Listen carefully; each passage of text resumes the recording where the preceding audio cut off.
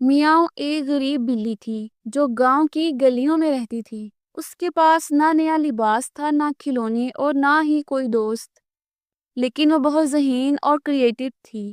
ہر روز وہ کچرے کے ڈبوں سے پرانی چیزیں چن چن کر لاتی، ٹوٹی ہوئی بوتلیں، پرانے ڈبے، رنگین کاغذ اور رسی کے ٹکڑے۔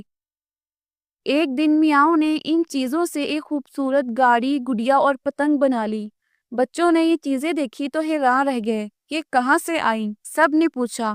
میاؤں نے مسکرا کر کہا، یہ سب کچرے سے ہے، بس تھوڑی محنت اور محبت چاہیے۔